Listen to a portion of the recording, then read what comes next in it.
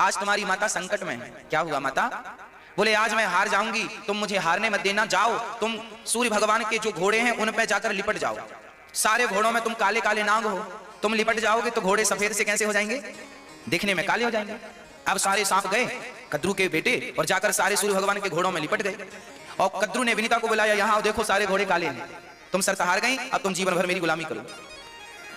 ये दोनों कश्यप की पत्नी थी, मतलब दोनों एक ही पति की पत्नी थी। और कद्रू ने विनीता पर बड़ा अत्याचार किया, गुलाम बना लिया, खाने को रोटी नहीं देती, कपड़े पूरे धुलवाती है, घर का पोंछा झाड़ू करवाती, सारा काम, और बहुत तंग करती है। एक दिन अपनी माता से मिलने गरुण जी आ गए। गरुण जी ने देखा माँ बड़ी दुबली पतली हो रही हो, बात क्या है? तो माँ ने कहा बेटा तेरी सौतेली तेरी माँ ने अपने बेटों को नांगों को लपेट दिया और हमें झूठा बना दिया, हमें गुलाम बनाकर सेवा करवाती है, खाने को कुछ देती नहीं है, बेटा तुम करो। गरुण जी को बड़ा गुस्सा आया, मेरी माँ पर अत्याचार किया, मैं सारे सर्पों को खा जाऊंगा। तब से गरुण जी, जबकि ये दोनों भाई भाई हैं, गरुण और सर्प एक ही पिता की संतान है, माँ अलग अलग है। गरुण जी को गुस्सा आया और गरुण जी ने नागों को खाना शुरू कर दिया। अब सब चिल्लाए माता बचाओ, कद्रू माता बचाओ। अब सारे सर्प माँ की शरण में आए और सारे को खाने लग गए। तो अब कद्रू चिंतित हो गई और गरुण जी से प्रार्थना की, बेटा मेरे पुत्रों को छोड़ दो। तब गरुण जी ने कहा पहले मेरी माँ को अपने दासित्व से आजाद करो, जो तुमने दासी बना रखा है इससे आजादी दिलाओ, तब जाकर के मैं आपके पुत्रों को माफ करूंगा, आपको माफ करूंगा। तब गरुण जी उन सर्पों को छोड़ते हैं और वही गरुण जी अमृत का कलश लेकर वृंदावन आए उस समय। और वृंदावन में आकर कदम पर भगवान गरुण जी बैठे तो एक बूंद अमृत की कदम पर गिरी और दूसरी बूंद अमृत की यमुना पर गिरी वृंदावन में। तब से लेके आज तक यहाँ कुंभ की परंपरा चली आ रही है। ये वो अमृत है, गरुण जी अमृत लेके आए और यहाँ वृंदावन में तब से कुंभ की परंपरा शुरू हो गई। ये पुराणों की चर्चाएं हैं। तो भगवान श्री कृष्ण और प्रियतमा श्री राधा रानी का ये क्रीड़ा स्थल है, रास स्थल है, स्थली है। यहाँ पर कुंभ में सभी देवी देवता स्नान करने आते हैं। आज इसी पावन धरा पर बैठकर आप और हम सभी कथा सुनने और सुनाने का जो अवसर पाए हैं, ये भगवान की कृपा से ही संभव हुआ है। हमारी और आपकी मेहनत, हमारी और आपकी कोई काबिलियत नहीं है कि हम इस धरा पर बैठकर इस प्रकार कथा सुन सकें और सुना सकें। बोलिए कृष्ण कन्हैया लाल के। इस कथा में परीक्षित बनकर आप श्री आसाराम यादव जी, श्रीमती अनारकली यादव जी, समस्त यादव परिवार मुंबई से, और श्री राजेंद्र प्रसाद जी, श्रीमती पुष्पा गुप्ता जी, श्री सुरेंद्र कुमार, मंजू देवी, श्री नरेंद्र कुमार जी, श्री विक्रांत विवेक सुशांत जी, समस्त गोयल परिवार गुड़गांव हरियाणा से आप परीक्षित बनकर के आप सभी अपने अपने परिवार को कृतार्थ कर रहे हैं। और भागवत एक दो नहीं 21 पीढ़ी को तारने की सामर्थ्यता रखती हैं। उस महान ग्रंथ को, महाभागवत को आप सभी श्रवण करते हुए अपने जीवन को कृतार्थ कर रहे हैं। जैसे गंगा का जल जो पीता है वह शुद्ध हो जाता है, उसी प्रकार भागवत जी का जो जो श्रवण करता है वह शुद्ध होकर भगवत प्राप्ति की ओर आगे बढ़ जाता है। भागवत प्राणी मात्र के कल्याण के लिए इस धरा पर श्री सुखदेव भगवान ने भागवत जी को प्रकट किया, परीक्षित को माध्यम बनाकर। ऐसे सुखदेव भगवान के श्री चरणों में हम कोटि कोटि नमस्कार करते हैं। आइए, भागवत जी की शुरुआत कहां से है, भागवत जी का प्रारंभ कहां से? व्यास जी ने महात्म पहले भगवत चर्चा को प्रारंभ किया। भागवत कहां से स्टार्ट होती है? महात्म 6 अध्यायों में। क्या कहा महात्म्य में? सच्चिदानंद रूपाय विश्वोत्पत्त्यादि हेतवे तापत्रय विनाशाय श्री कृष्णाय वयं नुमः। भागवत भगवान का वांगमय स्वरूप है भक्तों। मैया जी, भागवत भगवान का क्या है? स्वरूप है। प्रत्यक्षः कृष्ण एव ही, यही भगवान श्री कृष्ण है। इस कलयुग में भगवान शब्द के रूप में भागवत जी में समाये हैं। भगवान सतयुग में विग्रह के रूप में थे। भगवान सतयुग में, त्रेता में और द्वापर में शरीर लेकर आए। खंबा तोड़कर नरसिंह भगवान हुए, दशरथ जी के यहाँ रामचंद्र हुए, वसुदेव जी के यहाँ कृष्ण भगवान हुए। उन युगों में भगवान शरीर के साथ आते थे, पर कलयुग में भगवान शरीर के साथ नहीं, इस कलयुग में भगवान शब्द के साथ आते हैं। ये शब्द जब हम कानों से श्रवण करते हैं तो ये कानों से शब्द नहीं, भगवान ही कानों से प्रवेश करते हैं। गीता में लिखा है प्रविष्टः कर्णरंध्रेण। भगवान कहां से प्रवेश करते हैं हमारे भीतर? कानों से प्रवेश करते हैं। ये भागवत जो है, भागवत की कथा जब हम 7 दिन तक सुनते हैं तो हर शब्द से कृष्ण ही तो अंदर जाता है। 7 दिन बाद आप देखेंगे कि आपके हृदय में भगवत प्रेम जाग जाएगा। यदि अभी जागा है तो बढ़ जाएगा, नहीं जागा तो जाग जाएगा। मतलब 7 दिन के भीतर शब्दों से भगवान आपके हृदय में जाकर प्रवेश कर जाएंगे। यह भागवत का कार्य है। भागवत भगवान को आपके हृदय में स्थापित करती है। भागवत जी प्रत्येक हृदय में भगवान की स्थापना करती हैं। सुखदेव श्री व्यास जी महाराज कह रहे हैं, सच्चिदानंद रूपाय विश्वोत्पत्त्यादि हेतवे तापत्रय विनाशाय श्री कृष्णाय वयं नुमः। भगवान कैसे हैं? सच्चिदानंद स्वरूप हैं। भगवान सत्य स्वरूप हैं, चित स्वरूप हैं, आनंद स्वरूप हैं। भगवान सत चित आनंद है। सत्य क्या है? ब्रह्म सत्यम जगन मिथ्या। ये संसार जो दिख रहा है यह सत्य नहीं है। अच्छा मैया जी, ओ भैया जी, ध्यान से सुनिएगा। ये जो जगत हमें दिख रहा है, संसार दिख रहा है, आप बताइए मुझे, क्या ये सत्य है?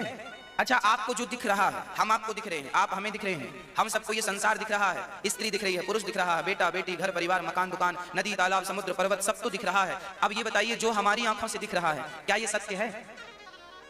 हाँ, अब आप कहेंगे महाराज जी दिख रहा है तो सत्य ही है। स्वाभाविक सी बात, दिख रहा है मतलब सत्य। मुझे ये बताइए, आपने कभी जादू देखा है? जादू देखा?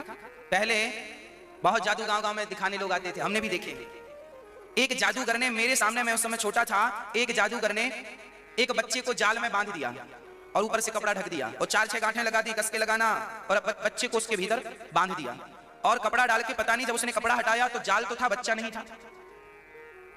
ये जादू आपने देखा है कि नहीं? बच्चा गायब हो जाता है, कबूतर निकल आते हैं, कहीं सांप निकल आएगा। ये जादू है। अब मुझे आप ये बताओ, आपने भी देखा कि जाल के भीतर बच्चा था, उसने कपड़ा डाला, हटाया तो बच्चा नहीं था। आप बताओ, क्या वो बच्चा सचमुच गायब हुआ था या उसके हाथ की सफाई थी?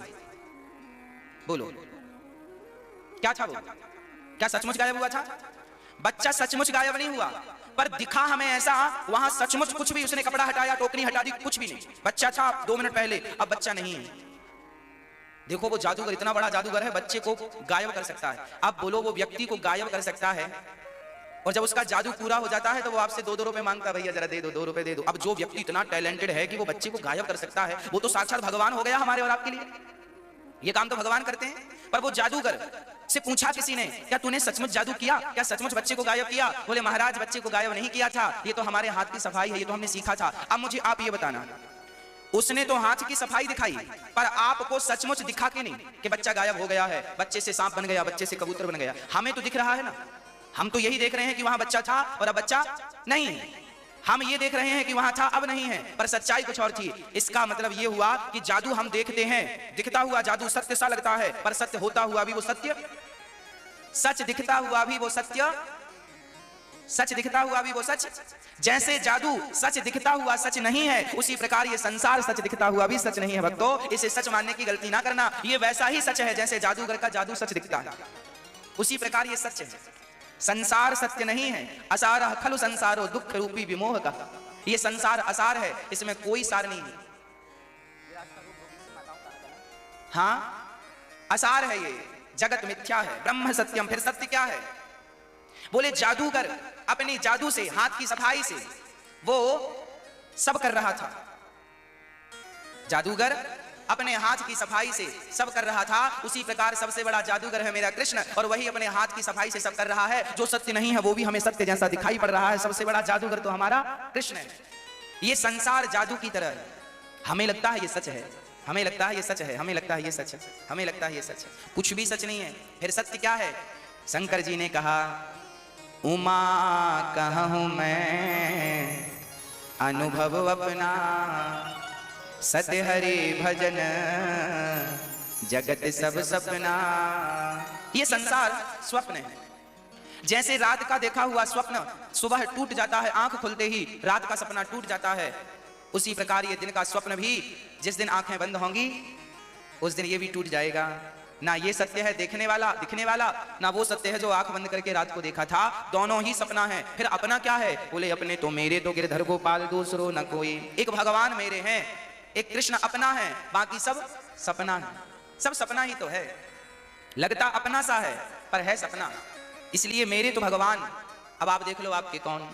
मीराबाई ने कहा मेरे तो गिरधर गोपाल, दूसरों ना कोई। वो कहती है मेरे तो गिरधर गोपाल। अब आप देख लो कि आपके कौन, आपके कौन। भगवान कैसे हैं? सत्य स्वरूप है। इसलिए इनको प्रणाम करो, इनके दर्शन करो। श्याम सुंदर ही सत्य हैं, भगवान ही सत्य हैं। अच्छा, भगवान का एक नाम और है चित। सत चित। चित क्या है? चित मीन्स प्रकाश, चित मीन्स आत्मा, चित मीन्स एनर्जी।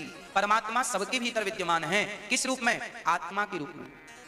हम भगवान से खाली नहीं है। हमारे भीतर से भगवान निकल जाएंगे तो हम मर नहीं जाएंगे। अरे जब तक वो परमात्मा रूपी तत्व है, आत्मा है, तब तक ही तो हम जीवित हैं, तब तक ही तो आंख काम कर रही है, नाक काम कर रही है, सुनने, आंखना, देखना, चलना काम हो रहा। यदि परमात्मा निकल जाए तो हम गिर नहीं जाएंगे। जब तक परमात्मा हमारे भीतर है तब तक ही हमारे पास देखने की ताकत है, सुनने की ताकत है, सूंघने की ताकत है, बोलने की ताकत है। वो परमात्मा निकल गए तो हम मिट्टी हैं। मरे हुए आदमी को लोग क्या कहते हैं? मिट्टी जा रही है। हमारे यहां बोलते हैं क्या जा रही है? मिट्टी जा रही है। जब तक तुम्हारी आत्मा थी तब तक तुम व्यक्ति थे, इंसान थे। आत्मा निकली तुम मिट्टी हो गए। मिट्टी होने में देर कितनी लगी? आत्मा निकल जाए लोग कहेंगे मिट्टी रखी है, मिट्टी जा रही है। बस मिट्टी हो तुम, पर बातें बड़ी बड़ी हैं, सपने बड़े बड़े हैं। इसलिए कहता हूं कि भगवान हम सबके भीतर हैं, उनको महसूस किया करो, उनको याद किया करो। आपके भीतर परमात्मा है, आपके बाहर परमात्मा है। इस संसार में उनके अतिरिक्त कुछ नहीं है। उन्हें महसूस किया करो, आदत बनाओ उन्हें महसूस करने की। ईश्वर सत्य हैं, चित हैं। अच्छा, भगवान का तीसरा नाम है आनंद। जो आनंद सिंधु सुख राशि, सी करते त्रैलोक्य सुपासी। भगवान आनंद के सागर हैं। अच्छा, हम आपके पास जाएं और आपसे कहें भैया हमें गंगा जल दे दो, तो आपके पास कितना गंगा जल मिलेगा हमें बताओ? आपके घर पर थोड़ा गंगा जल है या नहीं? हाँ या ना? अच्छा, हम आपसे कहें भैया हमें थोड़े से गंगा जल की जरूरत है, आप दे दो, तो आप कितना गंगा जल दोगे? हमें आप 100 ग्राम दोगे, अधिक से अधिक 250 ग्राम दोगे, और जोर लगाएंगे भैया 2 लीटर है 1 लीटर ले लो, और कहेंगे तो आप 1.5 दे देंगे, इससे ज्यादा तो नहीं। भाई आप कहेंगे भाई थोड़ा सा तो हम भी बचाएं अपने लिए, कल को जरूरत पड़ेगी। हम आपसे गंगा जल मांगेंगे तो आप लीटर 2 लीटर ही दोगे बस। पर गंगा जी जाकर हम गंगा जी से कहें गंगा मैया गंगा जल दे दो, तो वो कितना देंगी?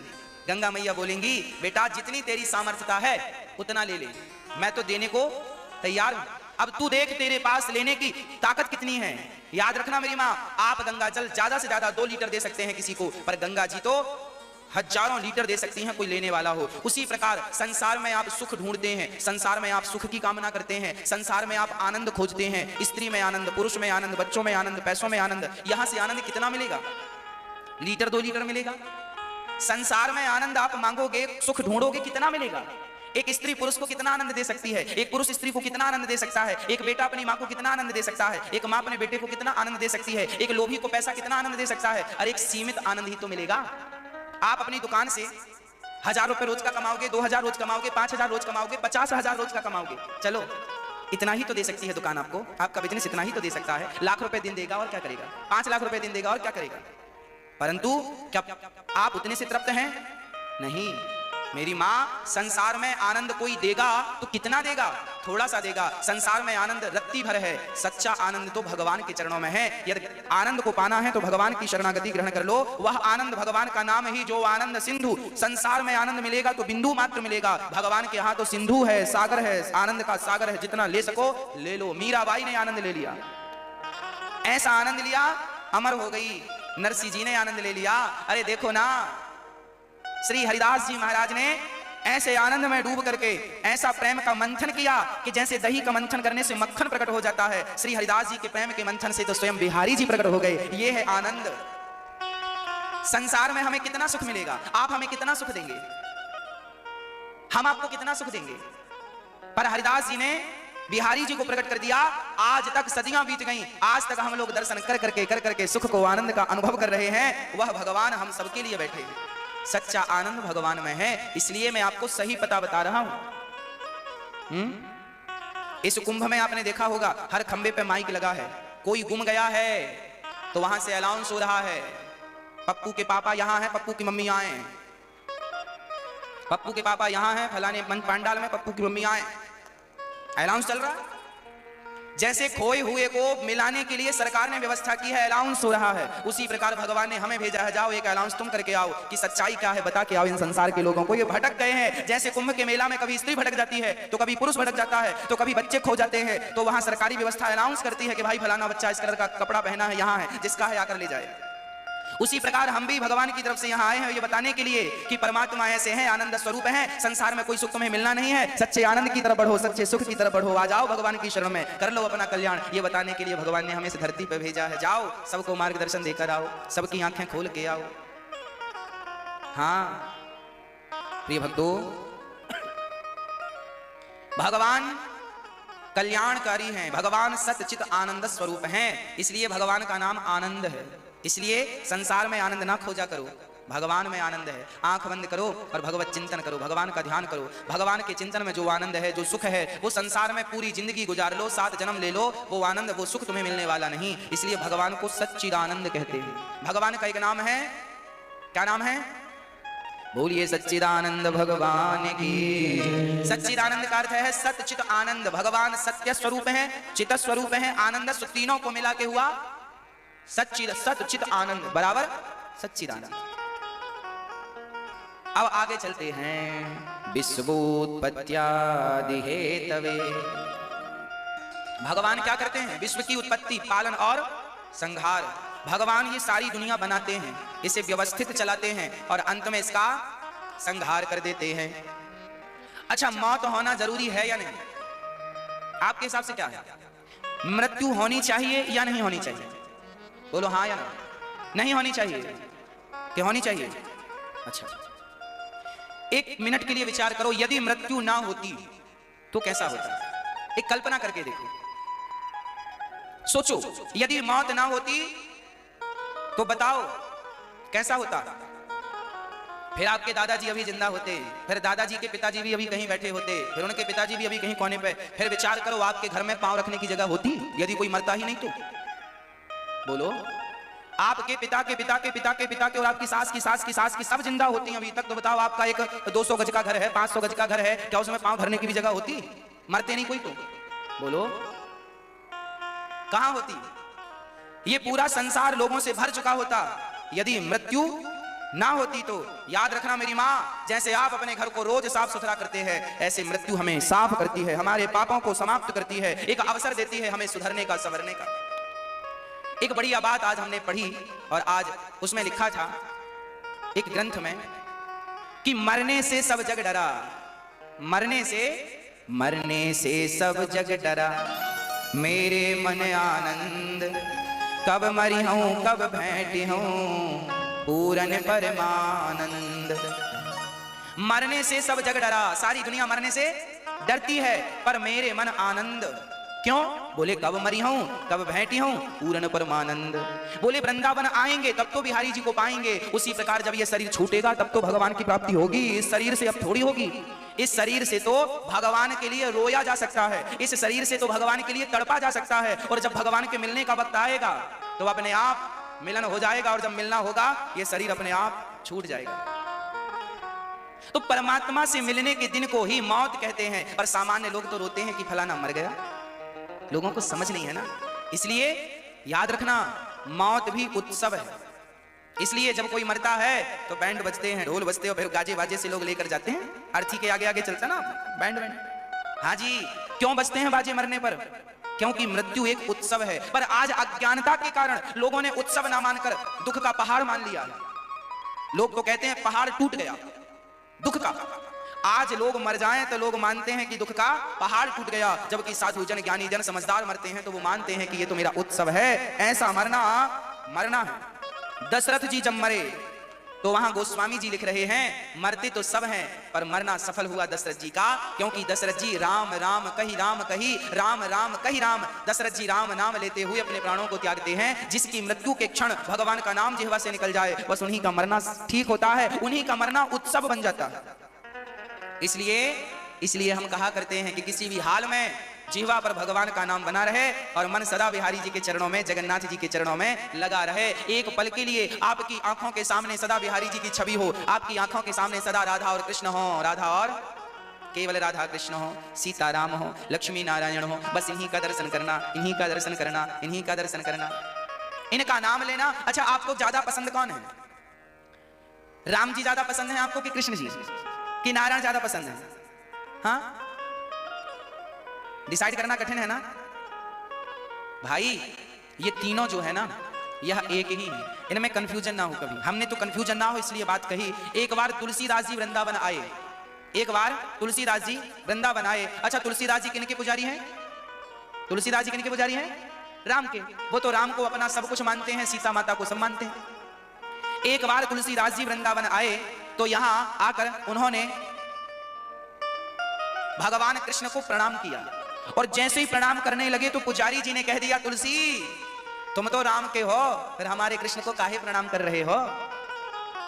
तो तुलसीदास जी जैसे झुके थे प्रणाम के लिए, वैसे ही स्टॉप हो गए, बिल्कुल वैसे ही रुक गए, और भगवान से कहा, भगवान से तुरंत एक दोहा गा दिया, कित मुरली कित चंद्रिका कित गोपियन के साथ, अपने जन के कारण श्री कृष्ण भये रघुनाथ। तुलसीदास जी बोले, कन्हैया जब तक तुम राम नहीं बनोगे हम तुम्हें प्रणाम नहीं करेंगे। तुम्हारे पुजारी जी कह रहे हैं तुम तो राम के उपासक हो, तो बनो फिर राम। तो वही कृष्ण तुलसीदास जी के लिए अभी मुरली लिए थे, मुरली हटाई और धनुष बाण लेके खड़े हो गए। तुलसीदास जी ने प्रणाम किया कि मैं तो अपने ही राम को प्रणाम कर रहा हूं। मैं याद रखना, ये छोटी सी बात क्या सिखाती है, मैं किसी स्त्री को प्रणाम करूं तो आप ये मत सोचना कि मैं किसी स्त्री को प्रणाम कर रहा हूं, ये सोचना कि मैं अपने कृष्ण को ही प्रणाम कर रहा हूं। मैं उस स्त्री में अपने कृष्ण का, जैसे तुलसीदास जी ने भगवान कृष्ण में राम का दर्शन किया, जाकी रही भावना जैसी, प्रभु मूरत देखी तिन तैसी। यदि आपकी आंखों में राम समाये हैं तो आप बिहारी जी को देखोगे ना तो तुम्हें बिहारी जी में राम ही नजर आएंगे, और तुम्हारी आंखों में कृष्ण समाये हैं तो तुम अयोध्या में रामलला को देखोगे तो तुम्हें रामलला में कृष्ण ही नजर आएंगे। आंखों में जो समाया है वही सब जगह दिखेगा।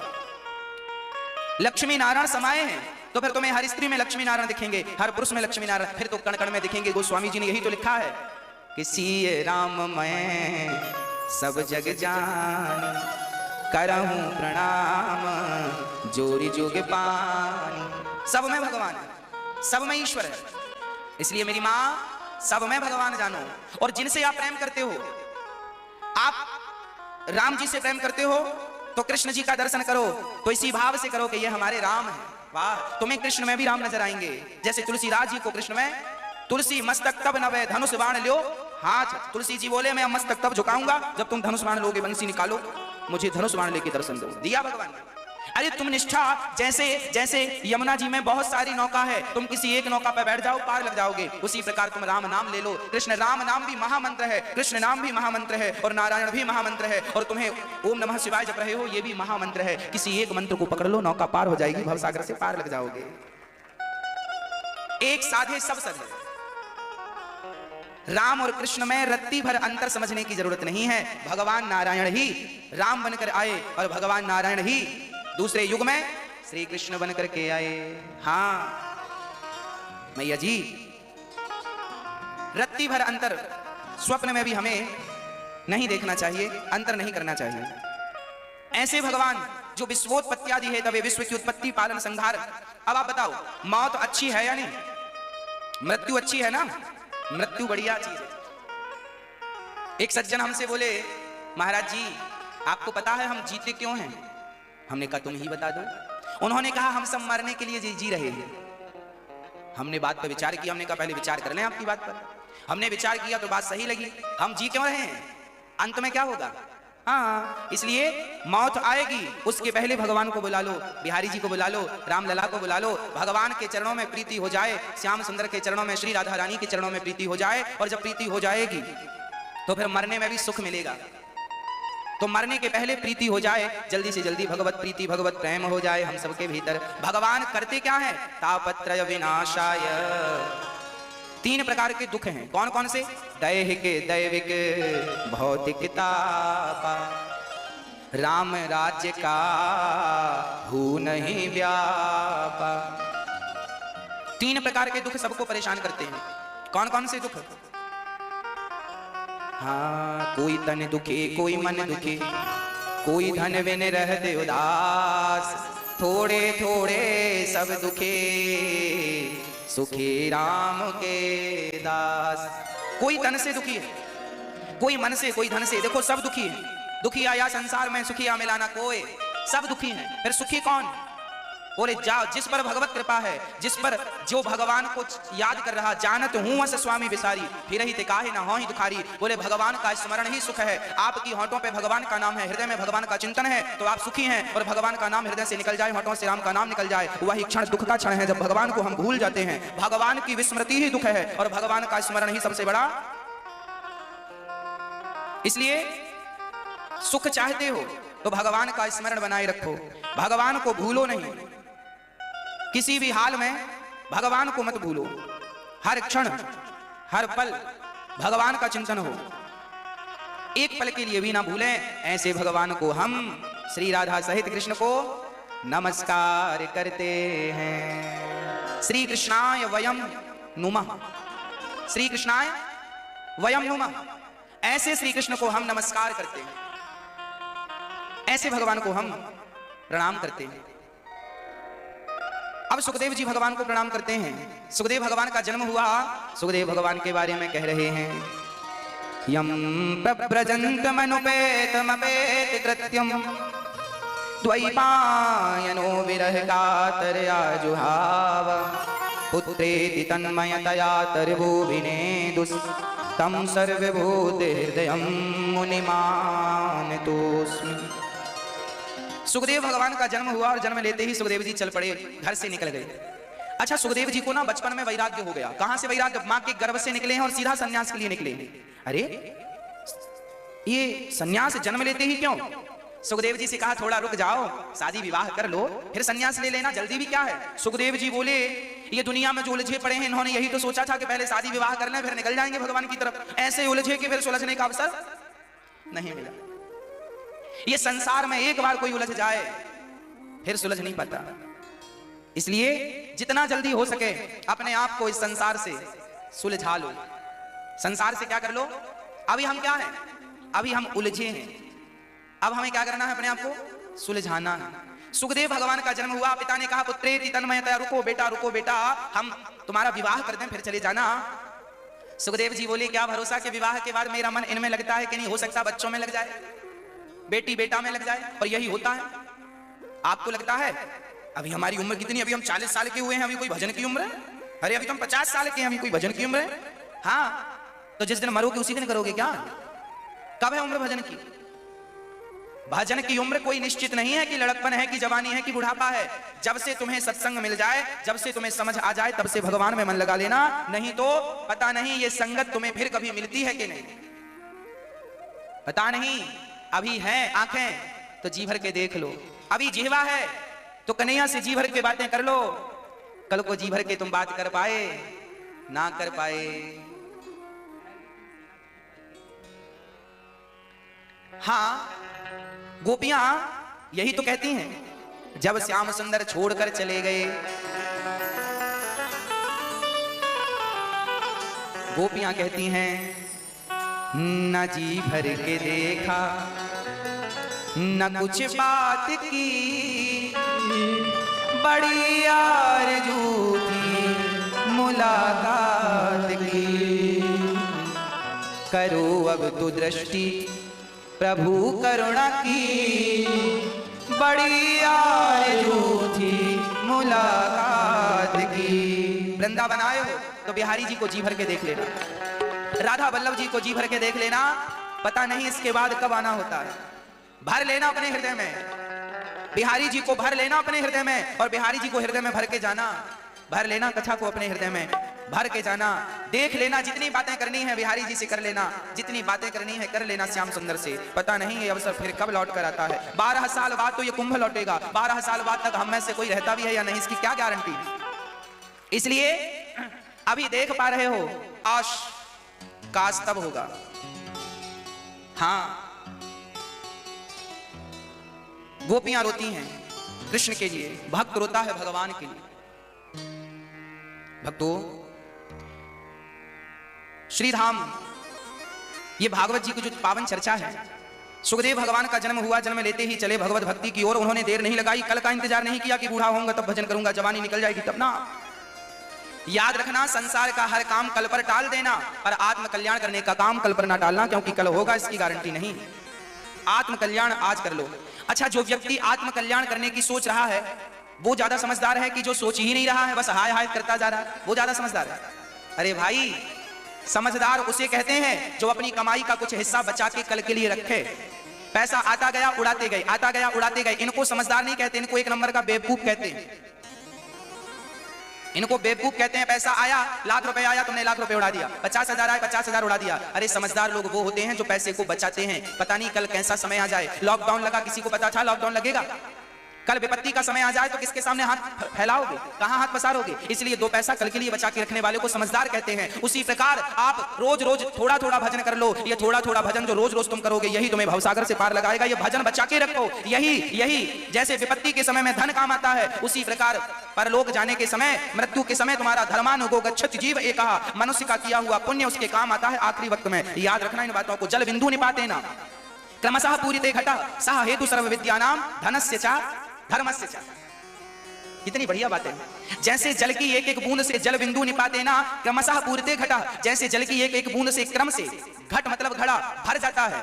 जल बिंदु निपाते ना क्रमशः पूरिते घटा सह हेतु सर्व विद्यानाम। उसी प्रकार एक एक श्लोक पढ़ने से, एक एक चौपाई रोज याद करने से व्यक्ति विद्वान हो जाता है। इन विद्यार्थियों को समझा दो कि ज्यादा ना सही एक बात रोज सीखनी चाहिए। एक ही सब्जेक्ट रोज पुस्तक का आज पढ़ लिया, समझ लिया, कल आगे का ज्यादा ना पढ़ो। एक एक बात पढ़ो, एक एक पन्ना पढ़ो, एक एक पन्ने को समझो, एक एक सब्जेक्ट को पढ़ो, थोड़ा थोड़ा करके पढ़ो, रोज पढ़ो, रोज पढ़ो, रोज। यदि एक भी दिन नागा नहीं हुआ तुम्हारी पढ़ाई में तो लिखित में ले लो, तुम एक दिन विद्वान होगे ही होगे। तुम्हारी विद्या तुम्हें फलीभूत करेगी।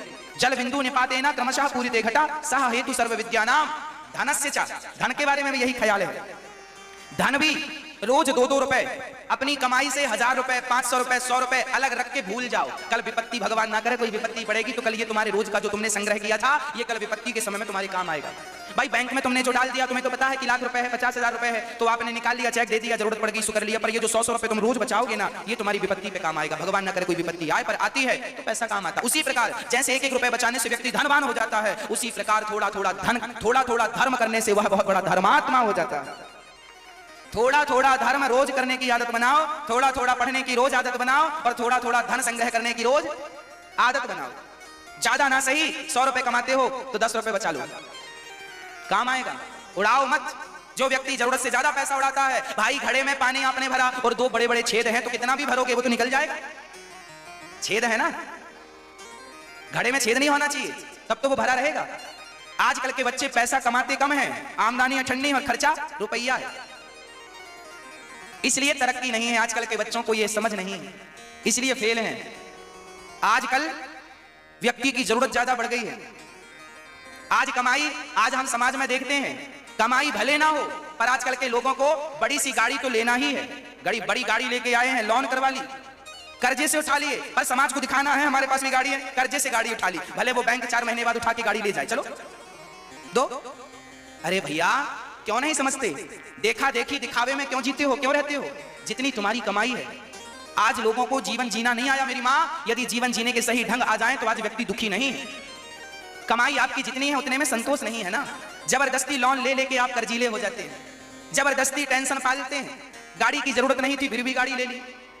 छोटे से घर में गुजारा होता तो कर्जा ले लेके बड़ा सा घर बनवा लिया। अब चुकाओ इसी के लिए, 10 लाख लिए हो 20 लाख चुकाओ। क्या जरूरत थी जब गुजारा छोटे से घर में हो रहा था? अरे शांति चाहिए ना। शांति तो कैसे पांडाल में शांति मिल रही है कि नहीं आपको कथा सुन के?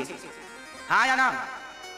ये तो सोने का महल नहीं है, ये तो बंगला नहीं है कि बहुत बड़ा आलीशान आपका बंगला है। शांति तो पेड़ की छांव में भी मिल जाती है। शांति पाने के लिए धन नहीं चाहिए मेरी माँ, कितनी बार समझाऊं। शांति पाने के लिए संतोष चाहिए। जब आवे संतोष धन, सब धन धूरी समान।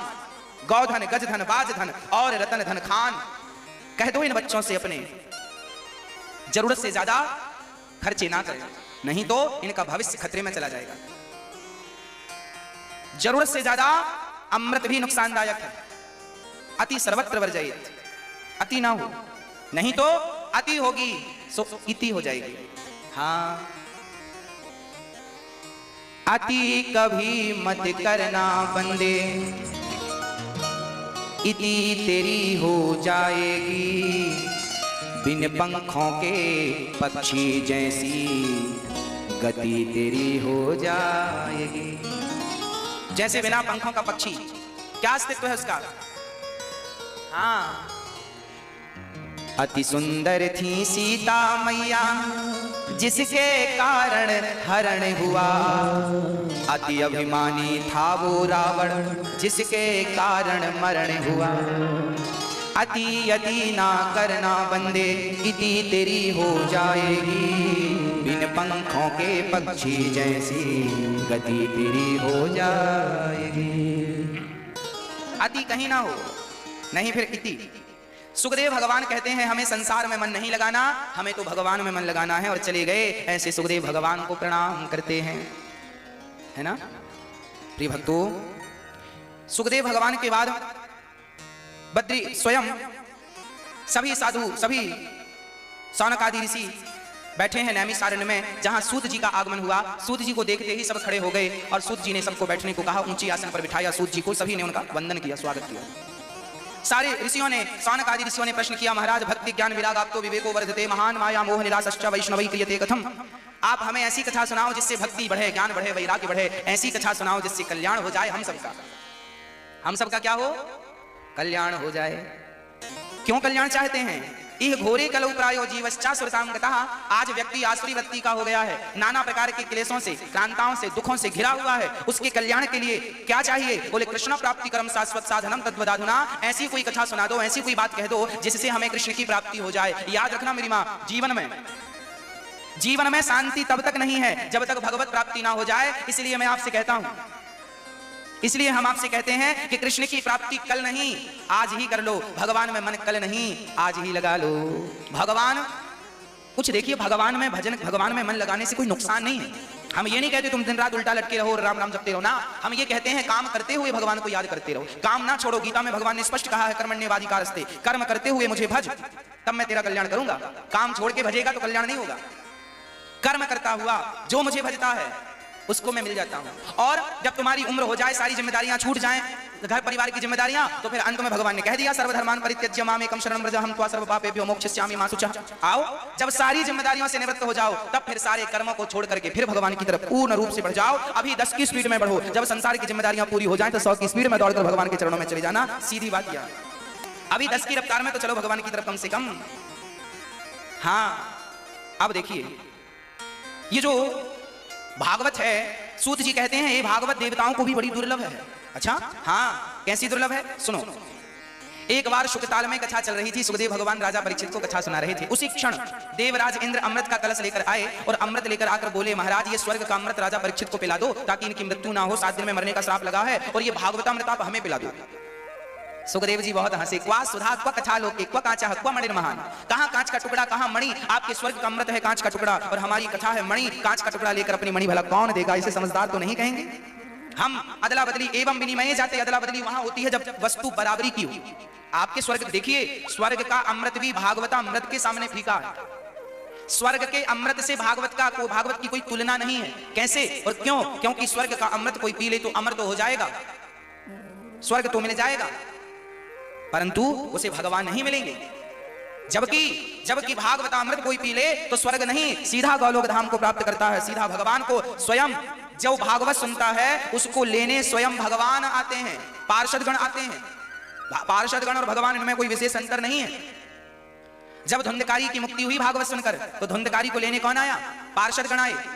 अजामिल ने भगवान का नाम बुढ़ापे में एक बार पुकारा, नारायण, तो उन्हें लेने कौन आया? स्वयं भगवान के पार्षद। अर्थ क्या निकला? जो भगवान की शरणागति ग्रहण कर लेता है उनके लिए स्वयं भगवान अपना विमान भेजते हैं, जाओ इसमें बिठाकर मेरे भक्त को लेकर आओ। भगवान अपने भक्त को बहुत प्रेम करते हैं। स्वर्ग के अमृत में क्या दम है, क्या दे सकता है? स्वर्ग के अमृत में कोई विशेष बात तो नहीं है।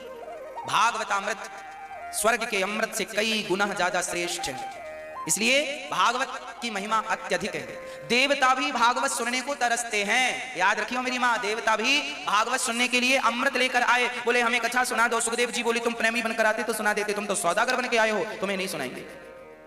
देवताओं को भी कथा नहीं सुनाई गई। क्यों नहीं सुनाई गई? क्योंकि वो इस कथा के अधिकारी नहीं है, अधिकारी नहीं है, इसलिए नहीं सुनाई गई। आप अधिकारी हैं, इसलिए आप लोग सुन रहे हैं, समझ रहे हैं।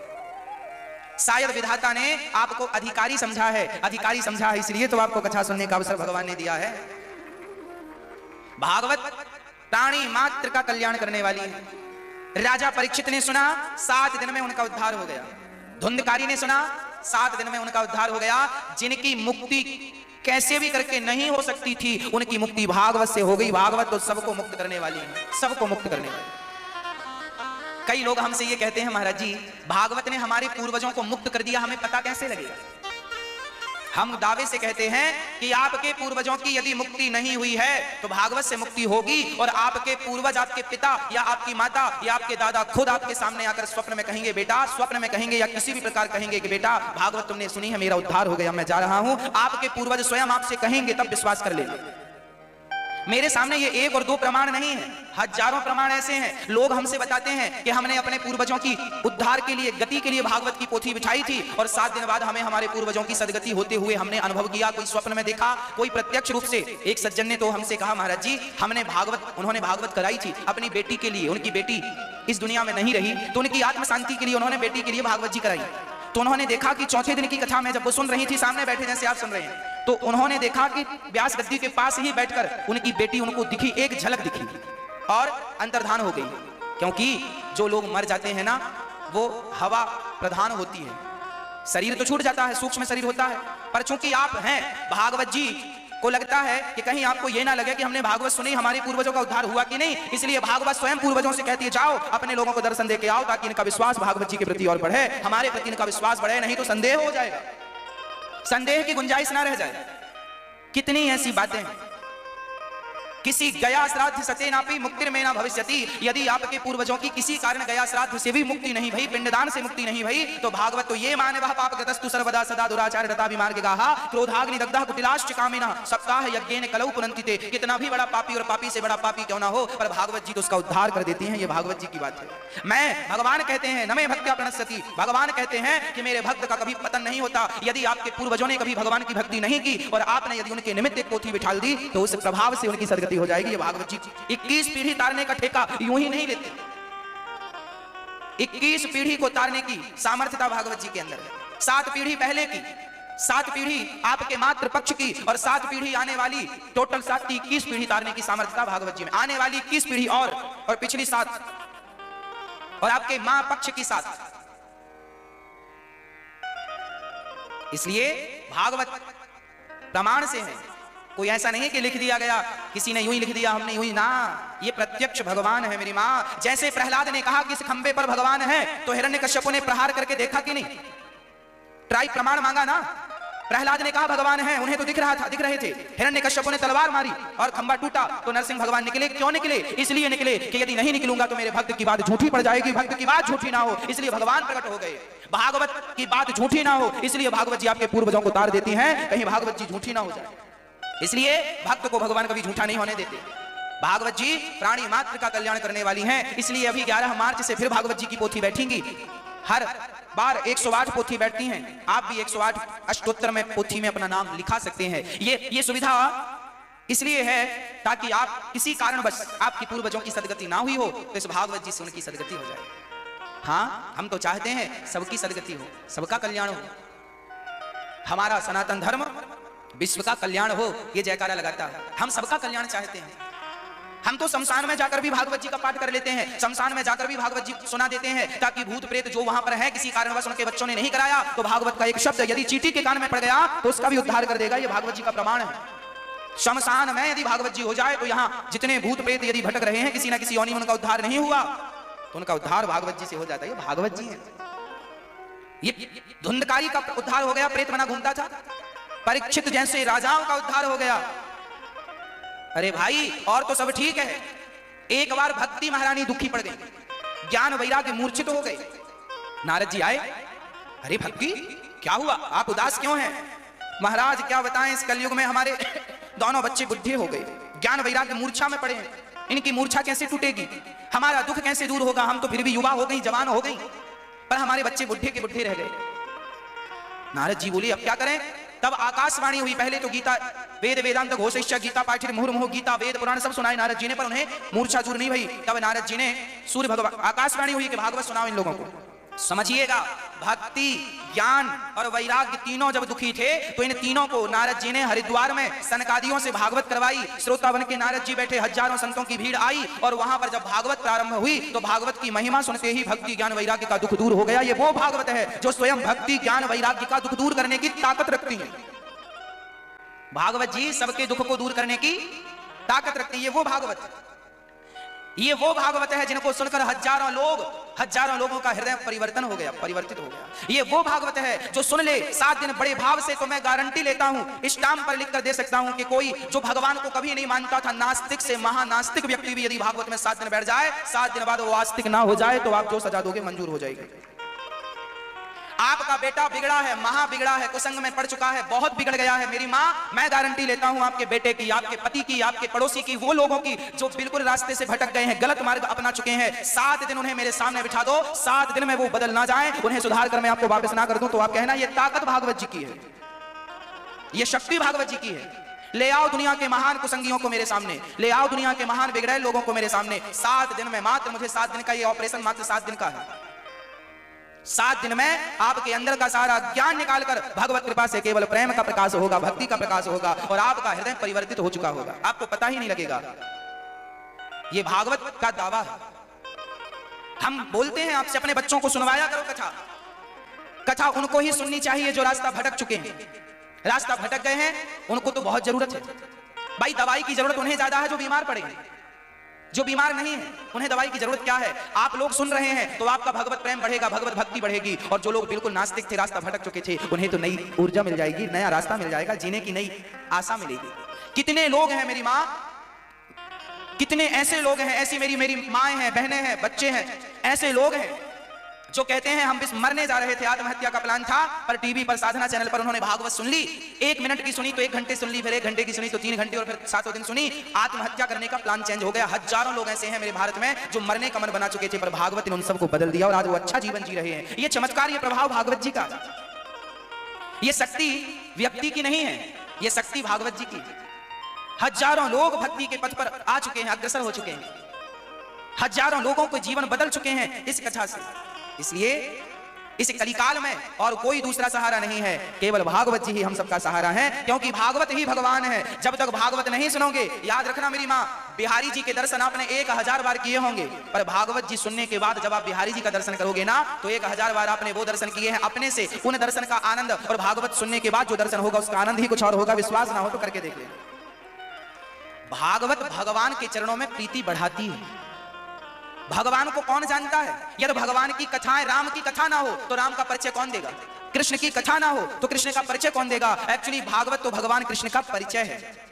राम कथा, रामायण और रामचरितमानस तो भगवान श्री राम का परिचय है। एक व्यक्ति से आप मिलेंगे, हमारे पास हमारे देश के राष्ट्रपति आकर खड़े हो जाएं और हमें पता ही ना हो कि ये राष्ट्रपति हैं, तो क्या आप और हम उनका सम्मान करेंगे? क्योंकि हमें तो पता ही नहीं कि ये व्यक्ति कौन है। सामान्य कपड़ा पहनकर सामान्य व्यक्तियों की तरह बाजू में आकर हमारे पास राष्ट्रपति जी खड़े हो जाएं, तो क्या हम और आप उनका सम्मान करेंगे? क्यों नहीं करेंगे? क्योंकि हमें उनके बारे में जानकारी नहीं थी। जब जानकारी होगी कि ये हमारे भारत के राष्ट्रपति हैं, तो साथ सम्मान हम उनका सम्मान करेंगे। उसी प्रकार भागवत तो भगवान का परिचय कराती है कि ये कौन है जिन्हें तुम देखने जा रहे हो, ये कौन है, ये पूर्ण रूप से परिचय है, जन्म से लेकर आखिरी तक का भगवान का परिचय है। भागवत ईश्वर का परिचय है। भागवत सुनने से भगवान के चरणों में भक्ति बढ़ती है। सिर्फ भक्ति नहीं, भक्ति ज्ञान विराग आप तो विवेको वर्धते महान। भक्ति ज्ञान वैराग और विवेक भी बढ़ता है। ये भागवत जी बढ़ाने वाली हैं, ये कल्याण करने वाली हैं। इसलिए श्रद्धा से एक बार कोई इन्हें अपनाए तो कल्याण हो जाता है। हाँ, ये भागवत। इसलिए हम कहा करते हैं कि भागवत जी से प्रीति करना सीख लो। ये भागवत नहीं है, ये प्रत्यक्ष भगवान है, यही भगवान है। शब्द ही ब्रह्म है। मेरी वाणी से निकला हुआ हर शब्द ब्रह्म है, आपकी वाणी से निकला हुआ हर शब्द ब्रह्म है। हर कितना है कि आपकी वाणी से जो शब्द निकलते हैं वो शब्द भागवत के नहीं है, गीता के नहीं है, इसलिए उन शब्दों में जान नहीं है। पर जो शब्द गीता के हैं, जो शब्द भागवत जी के हैं, वो शब्द तो प्राणी मात्र को नर्क से ले जाकर स्वर्ग की ओर कर देते हैं। आपके शब्दों में, सामान्य शब्दों में इतनी ताकत है, आप किसी को गाली दे दीजिए, अपने आप झगड़ा चालू हो जाएगा। आप बहुत सारे लोगों के देखिए शब्दों में ये जान है कि झगड़ा करा सकते हैं। शब्द ऐसे हैं बाग लगा सकते हैं, और शब्द ऐसे हैं कि आग लगा सकते हैं। शब्द से बाग लगता है और शब्द से आग लगती है। अब बाग लगाना है कि आग लगाना है, मर्जी आपकी। संसार की बातों को करने से आग लगती है और भगवान की बातें करने से बाग लग जाता है। बाग लगाना है कि आग लगाना है, मर्जी आपकी। ये शब्द ही तो हैं। जो हृदय तक पहुंच के और आपके हृदय में भगवत प्रेम जागृत कर देते हैं, भगवत भक्ति जागृत कर देते हैं। जब हम भगवान की कथा सुनते हैं तो आंखों से झरझर आंसू गिरने लगते हैं। जब उद्धव चरित्र सुनते हैं, सुदामा प्रसंग सुनते हैं, तो हृदय द्रवीभूत हो जाता है, रोमांचित हो जाता है शरीर। ये भागवत के शब्द ही तो हैं जो आपके रोंगटे खड़े कर देती हैं।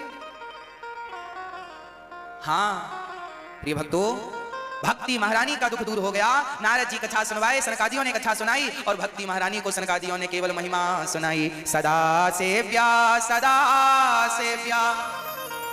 श्रीमद्भागवती कथा, यस्याः श्रवण मात्रेण हरिश्चित्तं समाश्रये। भागवत कितनी बार सुने हम? बोले राम राम रटते रहो, कब तक रटे? जब तक घट में प्राण। क्यों? कभी तो दीन दयाल के भनक पड़ेगी कान। कभी तो सुनाई पड़ेगा ना। भगवान का नाम जपते रहो, कथाएं तब तक सुनो। अरे भाई, हम रोटी कब तक खाते हैं? पानी कब तक पीते हैं? बताओ हमें पानी कब तक पीना है?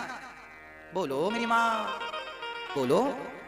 जब तक हम जीवित हैं, जब तक जीवित हैं तब तक हम पानी पीते हैं। जब तक जीवित हैं तब तक हमें रोटी भोजन चाहिए कि नहीं? प्राण निकलने के बाद तो भूख प्यास खत्म, पर जब तक जीवन है, जब तक जीवन है तब तक पानी। कई लोग तो आखिरी सांस में पानी मांगते हैं, पानी डाल दो 2 बूंद, गंगा जल डाल दो 2 बूंद। हमारी जरूरत पानी है।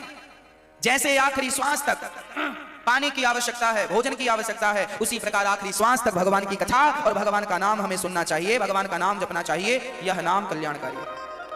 आखिरी श्वास तक नाम जपो। भक्ति महारानी ने जब महिमा सुनी तो भक्ति महारानी प्रकट हो गई।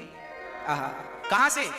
श्रीमद् भागवत महापुराण से, भागवत से भगवान भक्ति महारानी प्रकट हो गई। और जब प्रकट वही, याद रखना, इस भागवत से ही भक्ति प्रकट होती है, ज्ञान प्रकट होता है और वैराग्य। आप बताइए, आपको ज्ञान मिल रहा है कि नहीं भागवत से? भक्ति मिल रही है कि नहीं भागवत से? और वैराग्य भी होगा धीरे से। भागवत से ही भक्ति ज्ञान वैराग्य प्रकट होते हैं। इस दुनिया में आज कहीं भक्ति ज्ञान वैराग्य मिलेंगे तो केवल भागवत में मिलेंगे। ये तीनों इस भागवत में समाये हुए हैं और यहीं से प्रकट हो गए। भक्ति महारानी ताता थैया करके नाचने लगी। भक्ति सुतौ तौ तरुणौ गृहीत्वा प्रेमई के रूपा सहसा विरासीत। श्री कृष्ण गोविंद हरे मुरारी नाथेति नामानि मुहुर्वदन्ति। भक्ति महारानी ने कीर्तन गाया।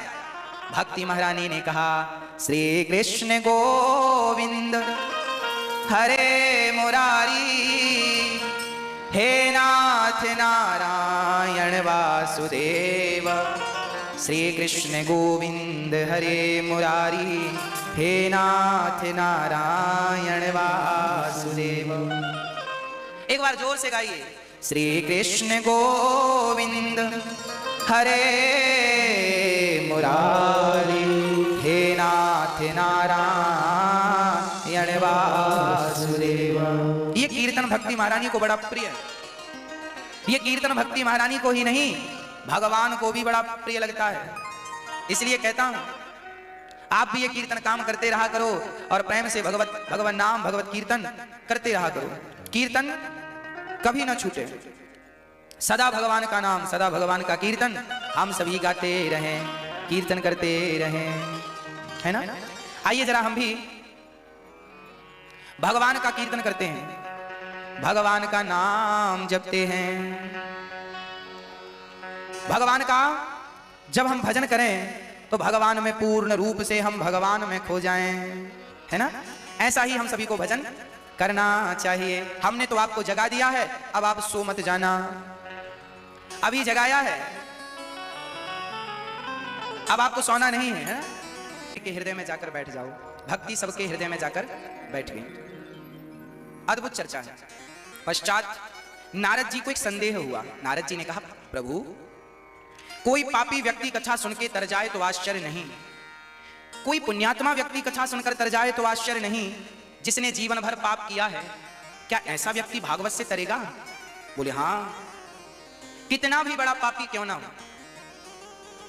भागवत पापी से पापी व्यक्ति को तार ही देती है। पापी को क्या करती हैं? तार देती। किसी को तारा? हाँ, धुंधकारी नाम का एक व्यक्ति था।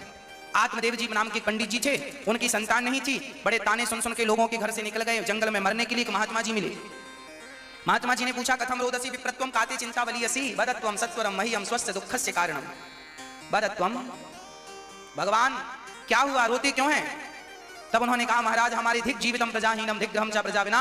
धिक्कार है मेरे जीवन को, मेरी संतान नहीं है। संत बड़े हंसे, राम राम। हमें लगा जंगल में भगवान के लिए रो रहा होगा, पर तू तो बेटे के लिए रो रहा है।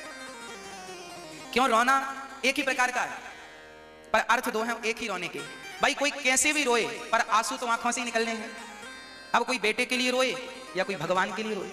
इसलिए कहता हूं, बेटों के लिए रोकर अपने आंसू खराब ना किया करो, भगवान के लिए रोया करो। दो आंसू भगवान के लिए भी बहाया करो, भगवान की याद में। संसार इतना बहुत है आपके पास, जितना मिला है सब कुछ मिल गया ना। बेटा भी है, बेटी भी है, पति भी है, पत्नी भी है, परिवार भी है, पैसा भी है, प्रतिष्ठा भी है, अब सब हो गया है। अब थोड़ा भगवान की तरफ बढ़ो और भगवान को पाओ। भगवान के लिए रो, उनके लिए रोएंगे तो काम बनेगा। इसलिए रोया करिए भगवान के लिए। बेटों के लिए मत रोइए, बेटों के लिए रोने से कोई फायदा नहीं। आज बहुत लोग रोते हैं, महाराज जी बेटा नहीं है, बेटा नहीं है, बेटा। अरे भाई हो भी जाएगा तो क्या कर लोगे?